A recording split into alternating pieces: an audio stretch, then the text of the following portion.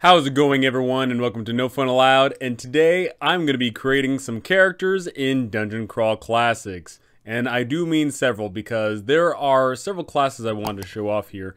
And also very important, I wanted to show off the level 0 aspect of the game. So for this video in particular, I will be rolling up level 0 characters and leveled up characters. When you go to run a DCC game, you typically go through a level 0 adventure and then you level up. But of course, I am going to do all of the class stuff in this one, and then I'll be doing a fun little adventure in the next video. So without further ado, let's look at how we make a character in DCC. First up, we roll ability scores. Second, we determine the Zeroth Level occupation. Third, we choose an alignment. Fourth, we purchase our equipment. And then 5 is we go on the adventure. And then 6 is when we choose that class, which will be determined based on the ability scores that we get. So let's take a look at that, shall we? So when it comes to ability scores in this game, they even say it right here in the text that when you go to run this game, you should start off with the traditional of 3d6 and you just roll 3d6 down the line. But of course you are going to buck tradition. Eventually you are going to say, hey, how about we run it this way where we can choose, we can roll more dice, we can roll different sets of dice. And so it acknowledges it right there and, is what it is. Of course I'm going to be rolling 3d6 for this one in particular. It also shows us exactly sort of what we're going to be expecting here with these abilities. We have strength, which is of course dealing with our physical attributes. And also very important to note there, it actually says you at a bare minimum do 1 point of damage with strength. So even if you have a negative modifier to your strength, you're always hitting for 1 point of damage, which is good. And characters with a strength of 5 or less can carry a weapon or a shield, but not both. So if you're really, really weak, you cannot be holding a bunch of stuff. We have agility tied to our initiative and reflex saves and our ability to dual-wield weapons. Pretty fun stuff. We have stamina, which is our constitution. And what's really nice is no matter what, you're always getting 1 HP to your character. And characters with a stamina of 5 or less automatically take double damage from all poisons and disease. That's pretty hilarious. Personality for dealing with our personality stuff and dealing with the clerics. Pretty fun stuff. We have the intelligence, and the intelligence of course dealing with all of the wizardy type effects, and also affects your ability to read and speak. Someone with an intelligence of 5 or less cannot read or write, so hopefully you roll decent on the intelligence there. And last, I think the most unique aspect of this gaming system, we have luck, which uses a number of different things. It affects a whole bunch of different rules that we have, and it is a resource that we can use. So this game uses the typical stuff here of 9 through 12, gives us a plus nothing, and we can see later on here that we get the plus 1s, the plus 2s, and 18 for that coveted plus 3. So I've gone through all this, and I could simply roll all of these stats, which I am going to be doing, but I am more importantly going to show you all something very cool. So here is Purple Sorcerer. This thing is a godsend for any DCC players, as you can just go to this website. There's going to be a link down below, and of course I'm going to be showing it off right here. There's a whole bunch of different things you can roll on to get whatever you want. Simple as that. So right here I've pulled up the 0 level party and turning generator, and I can immediately just start going and making my own little corrections here and there. I can just choose from the core rulebook. I'm going to roll 3d6, pretty standard stuff. No maxims or minimums on the stats, 1d4 for the HP, and the lucky sign can be whatever, and boom, just like that, I'm going to hit this button, and wow, would you look at that, I rolled up a whole bunch of different characters. I've got this Ditch Digger who's got all these, actually that Ditch Digger is actually really good now, I'm looking at it. We have the Minstrel here, we've got this Dwarven Stonemason, we've got this Dwarven Stonemason, what are the chances? But they have totally different stats there. So I promise you, I implore you that if you are running a game for the first time, use this. It is just super simple, super easy, and super fun. You can print this out, you can copy it, you can do whatever, and it just works like a charm. As we can see here, it does all the stats for you. It rolls for the HP, it gives you your items, it rolls for your lucky sign. It is just so incredibly well done. But of course, if you want to go down the traditional route, I'm going to be doing that right here as well. So I'm going to be rolling 3d6 down the line for our stats, and we are going to see what we end up with. So without further ado, let's get started. Our strength is going to be a 7. Our agility is going to be a 13. Our stamina a 9. Our personality a 10. our intelligence a 7, and our luck is a 7. That's not the greatest character, but hey, it'll work. So as a friendly reminder, when you roll up these level 0 characters, you're typically rolling 3 or 4 of them because you are just these completely worthless peasants that the majority of them are going to die, a few of them are going to survive, and those are going to become the heroes that we know. But for simplicity's sake here, I'm just going to be rolling up this one. So once you get done rolling up all of your stats and you go ahead and plug them all in, that is when you move on to this luck chart here. After rolling 3d6 to determine the player's luck score, roll on table 1-2 to determine which roll is affected by the character's luck modifier. Which in our case is going to be bad because we have a -1 to it. But hey, you know, hopefully it's not something that we actually care about here. So we're going to roll d30 onto this chart here, and hopefully we get something that's not terrible. And our luck sign is a number 17. So unlucky us, our lucky sign is saving throws, and that means that we have a -1 to all of our saving throws. Pretty unfortunate. There is, of course, rules you can implement where you can't have a negative to your luck and all that, but once again, we're going hardcore mode up in here, and I'm gonna keep it, and wouldn't you know, that's gonna just be terrible for us. So with this game system, we're not beaten over the head with 27 different saving throws and all that. No, there's simply just a select few, very simple, very easy to look at, and if you have a character sheet, it just tells you right there what those 3 are and what they're affected by. And of course for us it's actually really bad because we have -1 to a bunch of them. But hey, that is what it is. We also go on to languages there. We have a base level of intelligence there. For each point of intelligence modifier, character knows 1 additional language. That's not going to be us, unfortunately. We're not that great. However, what is cool is upon advancing to first level, a character may learn additional languages. Thieves learn a secret language called Cant. Demi-humans learn 1 additional language. Wizards learn 1 additional language per point of int modifier. And then there's additional languages that can be found later on. And here it is where we get the highlight of the Zeroth level nobodies here. We have 1d4 HP modified by stamina. We have 5d12 copper pieces, and we get a random piece of equipment. We get 1 randomly determined occupation, and based on the occupation, we get 1 weapon and training in its use, and possession of some trade goods. So here's hoping our character is gonna be living if he gets hit by 3 HPs. You know, it's actually not the worst thing around. I've definitely seen, in fact, I've definitely seen a lot worse, so we're doing pretty good in that department. And now to see how many copper pieces we have, this could prove pretty useful if we get high. We can definitely pick up a thing or two before we send ourselves out into the dungeon. We get 39, which is not terrible at all. And here we get the table 3-4 for equipment. We get 1 thing from this list here. So we're going to roll a d24 and hopefully we get something cool. We get a 20.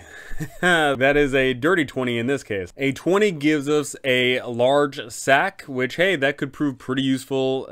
We could carry something in it. Maybe we put it over someone's head, who knows. And now that we've gone through that all rigmarole, now we go on to determining our occupation, which will determine if we are a human or not. So the occupation table here, 1-3, is pretty massive. It is actually a D100. However, some things repeat. But here we can see we got a whole huge list of things. If you are anything that doesn't have a race in it, then you are a human. But if you end up being a dwarf, an elf, or a halfling, then that is the class that you're going to become later on. And now for our fates to determine that we get a 39. I think I know what that is. Indeed, it is the farmer, which is statistically the most likely outcome because you are just a peasant. I'm a farmer with a pitchfork and I have a hen. That is what I'm going to be bringing into our Zeroth level dungeon. Also, something very cool to note is, if you get this farmer, then you roll a d8 to determine what type of farmer you are. You're either potato, wheat, turnip, corn, rice, parsnip, radish, or rutabaga. Alrighty, and I'm going to be a corn farmer. Okay, I formed corn, and now I'm off to fight some monsters or something. Oh, goody. Now, on step number 3 here, we have choose an alignment. So, in modern games, alignment just goes out the window because there's no mechanics actually tied behind it and everyone just does whatever the heck they want. But in this game system, there are actual mechanics tied to your alignment. There are items that can only be used by a certain alignment. And also very important is the fact that a lot of classes key into your alignment. You get different abilities and you have different saves and a whole bunch of other fun things. Me personally, I'm going to say my character is a neutral kind of character. And lastly here, for the Zeroth level making a character, we have purchase equipment. So if there is time allotted, then you could in fact take all that hard-earned copper and try to get something fancy. But of course, something to note is more than likely you're not going to be able to afford too much, because 10 copper pieces equals 1 silver, and that means that there is no gold at all whatsoever. It's physically impossible, I believe. Yeah, I'm pretty sure it is. And you aren't going to be able to afford too much, but maybe you get something a little bit fancy. Like, for example, a torch. You know, torches are always pretty freaking useful. We've got small sacks and large sacks. We've got rations. We've got chalk and, you know, a whole bunch of these other things.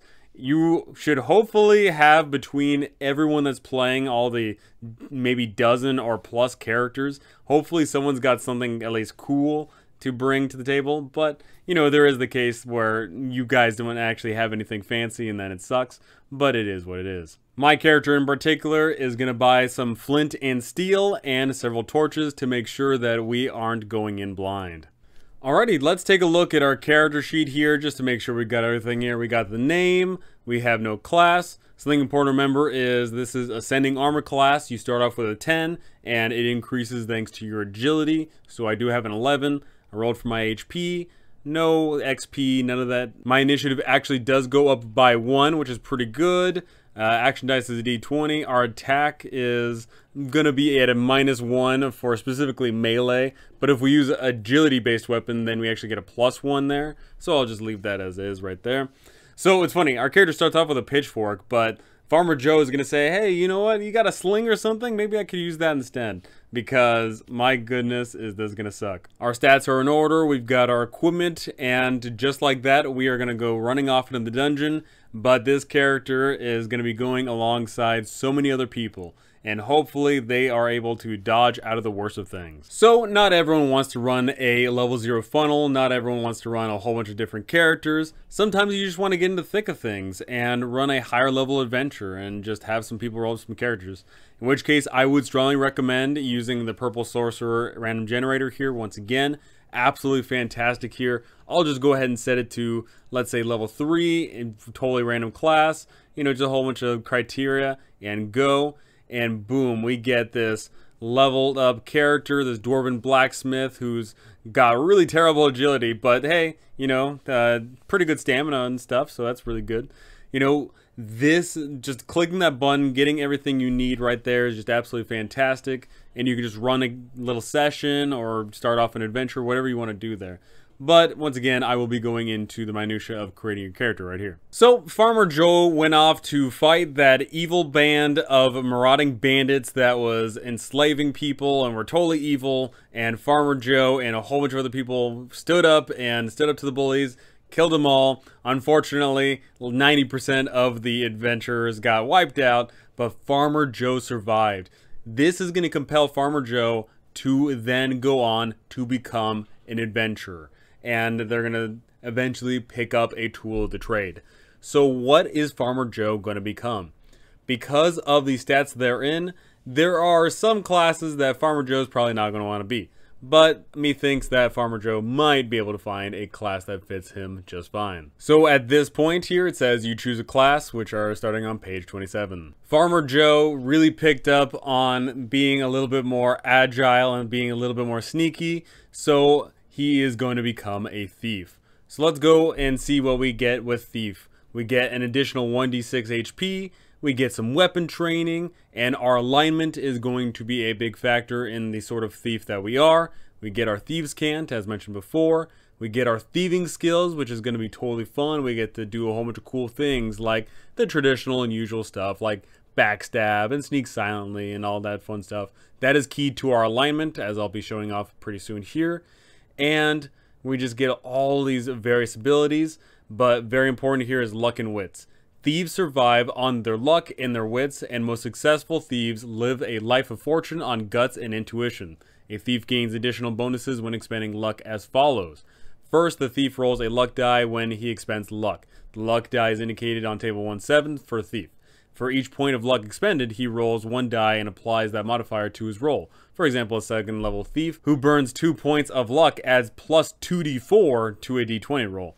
Normally, when other people burn all of their luck, you only get as much of a bonus as whatever you spent. So at the bare minimum, if you spend 2 points as a thief, you're getting 2.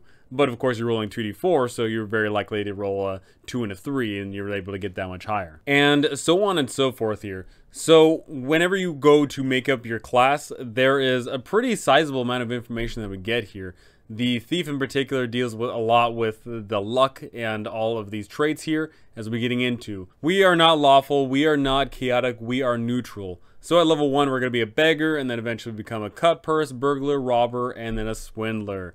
So let's look at the bonuses we get. So for being neutral, we are not good at backstabbing, but we do get plus 3 to our sneak silently, plus 3 to pickpocket, plus 3 to climb sheer surfaces, plus 3 to forge a document there. Really fun stuff. I am really hoping that Farmer Joe is able to pick up a career as a thief and able to do awesome things. Also, something I glossed over here was the progression chart. You see there that at level 1 we get a plus nothing to our hit, but once we hit level 2 we do get a plus 1. And also very important is that crit die table. Normally we start off on table 2 and we roll a d10, but then eventually we go to roll a d12 and a d14, and then very much later down the line we're rolling d30s, which is absolutely insane and totally awesome. Also, something very important to note here is those action die. What that's telling us is with that action die, whatever we're doing, we get to roll a d20 with it. But once we hit 6th level, then if you want to do multiple things, like attack twice for example, the first time you attack would be with a d20, but the second time would be with a d14. And we can see there for us, we have a luck die, which pertains to how often we get that back, because thieves deal with luck a little bit differently. And also something very important here is we have additional pluses to our saves, which means that Joe finally has a +0 to his fortitude save. So hooray. And just like that, that is a class. I'll just show off, how they defer to the other classes here. Take, for example, the warrior. The warrior gets a whole bunch of crazy shenanigan things. They deal with a whole bunch of different abilities. They just operate differently. They get a plus a D something to their attack, starting out with a D3, then a D4, then a D5. They roll on a different crit table. They roll on crit table 3, then eventually 4, then eventually 5. Their threat range deals with where they get critical hits in. And just it adds on and on. You see the difference between all these classes, and that's what's totally awesome about this, is the fact that the classes are just so distinct. And also something cool is your alignment does change things up drastically. Wizard here, something really cool about wizards is their spells. Their spells are going to really change who they are, and also who they have chosen as their patron, if they choose one at all. And just like that, that's creating characters in DCC. Once again, if you do it manually, hey, that's awesome. You get to read through it all, you get to do all that fun shenanigans. But I promise you, you do it there on Purple Sorcerer games, gonna do all the work for you. You're not gonna worry about rolling dice and consulting tables, especially for that Zeroth level play. I cannot stress it enough. Just having a whole bunch of characters there just for everyone to have for when the meat grinder starts happening is gonna just make your life so much simpler. It's amazing to me how simplistic creating characters in this game is, considering how complex the characters are compared to other OSR games. The characters are going to come to life through their actions and through their mighty deeds. Quite literally through their mighty deeds. The warriors have a little ability called the mighty deeds there. And it's just so fantastic to see here. The thieves are going to be able to actually do the thievy things, but you're going to be more in line with the type of alignment that you are. And then you're going to have the wizards who are going to truly be shaped based on the type of spells that they have, etc, etc. I really love characters in this game. Rolling them up super simple, super easy, super fun, and of course, Purple Sorcerer just makes it so great. I wish I was sponsored by them. I'm not. I promise you, I'm not getting sponsored by them. So making characters in this game is a ton of fun because you have no idea what the heck you're gonna get. If you do roll completely down the line, which I do recommend, then you're gonna show up to the table, not know what the heck's going on. You're gonna have a character that's all cattywampus. Your lucky sign is gonna be all over the place, but that's okay. Like I said before, Everyone starts off with 3d6. That's how it should be, you know, just to get your feet into the old style play. But once you feel like the power level isn't on par with what you want, maybe you make it 4d6, drop the lowest, maybe you make it 2d10. Something that's actually really cool there on the purple sorcerer table there is you can roll 3d7 and you treat a 7 as a 6, so you're more than likely to get the higher scores. Heck, if you want to go the inverse, then you could do a 3d7 where a 7 counts as a 1, just to have really, really peasant-y people. You know, there's a lot of different ways you can go about it. No matter what it is, just make sure you're having a great time of it, make some fun characters, and have at it. So go ahead and tell me, do you find the character creation in this super simple, or do you think that there's too many random tables involved? Are you going to be using Purple Sorcerer for creating your characters? I know I am. And what lucky sign is your character going to get, and is it going to be negative? Poor Farmer Joe. That's going to do it for me for this one. Thank you so much for watching. Thanks for listening. And thank you to my amazing patrons. You guys are absolutely incredible. Thank you so very much. And I cannot wait to see you all in the next one.